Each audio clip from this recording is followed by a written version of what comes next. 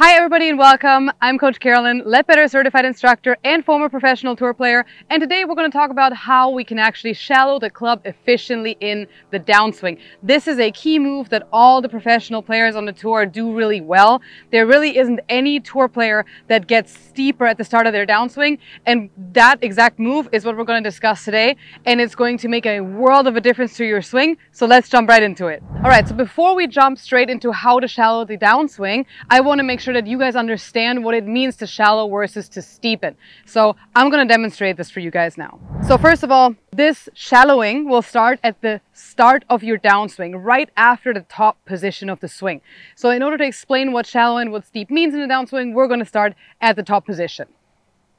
So we're going to go back here to the top and we're going to actually look at what happens right at the beginning of the downswing, right here. So what I'm referring to when I say steepen is that the club starts to point down. The butt end of the grip starts to point down into the ground. This is what I mean when I say it steepens. And when I refer to it shallowing at the start of the downswing, I am actually referring to it shallowing this way. So shallowing really means in an extreme case that the club becomes more horizontal and more parallel to the ground, which that's obviously too shallow, but just in an exaggerated way, whenever the club head gets closer to the ground, it says it shallows. And whenever the club head gets further away from the ground, the butt end of the grip points into the ground, it steepens.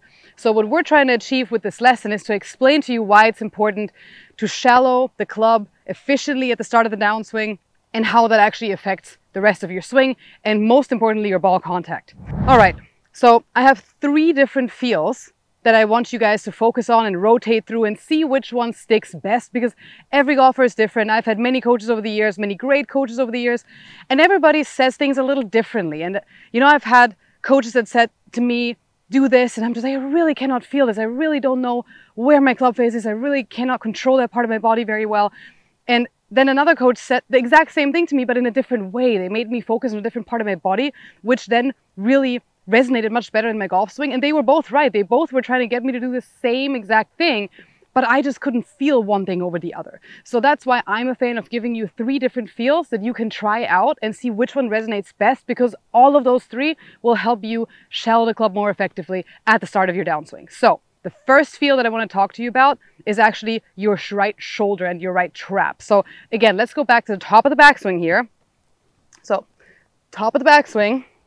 And now I want you to feel like that right shoulder really stays away from your right ear and drops down. And there's a lot of room between these two, because if you imagine if you were to engage your trap and pull your shoulder up, simply by me pulling my shoulder up, see what it does to that shaft naturally? Like, I'm not moving my hands. It steepens it, right? And that really promotes the club coming down from out to in and having those weird, weak left to right shots that nobody wants to have. So again, top of the backswing, we're going to go up here and then we're going to feel like that right shoulder stays away from the ear in the downswing. And you see how that nicely drops my hands into position and keeps that club shallowing out. And then that allows you to actually come through from a nice little bit into out baby draw angle with your club face. And that's a great feel. And I also want to make sure that you guys understand when I'm showing these things, I'm exaggerating as well, right? Because this drill, these feels are for people that are getting steep in the downswing. So you really need to feel the opposite extreme for it to actually come into your golf swing. So again, top of the backswing, you're up here and you feel like your right shoulder is not coming up towards your ear, steepening shaft, especially on the down the line angle. This is a good view. It's actually staying away and it's actually increasing the distance between your right ear and your right shoulder. And then you can shallow the club efficiently and swing through and hit that little beautiful baby draw.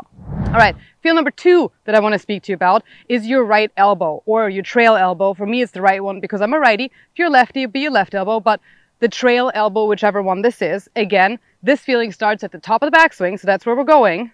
Let's go to the top of the backswing here. And now I want you to feel like that right elbow comes down into your right pocket. Pocket's right down here, right? This is my pants pocket. I want you to feel like you're tucking it in there. You're tucking it in there. Because if you were to point that behind you, again, see what happens to my shaft? It massively steepens. If just by changing the angle and where that right or trail elbow points, right here. So we want to make sure that's tucked down into our actual pocket And you see how that allows us to keep the shaft nice and shallow and change that path much more into out, which we want to do. All right, feel number 3 that I want you to pay attention to, and this is much more a bigger muscle group. So it may well be easier to focus on the bigger muscles for some people, and it's your chest and your core. So again, top of the backswing is our kind of reference position where all these feels start. Let's go to top of the backswing. And now you can see how my chest is actually pointing back and my back is to the target. So my chest is pointing back behind me and my back is pointing at the target. And we want to make sure that that remains as the hand's starting to drop down. And actually, Sergio Garcia always says he feels like he's pulling down on a chain.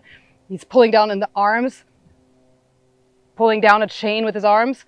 And that's a really good reference, I think, because especially with the driver, you got to give your hands time to drop into the slot and then explode from there. So we want to make sure that that chest doesn't rotate as a first thing in the downswing, because a lot of people do that unknowingly.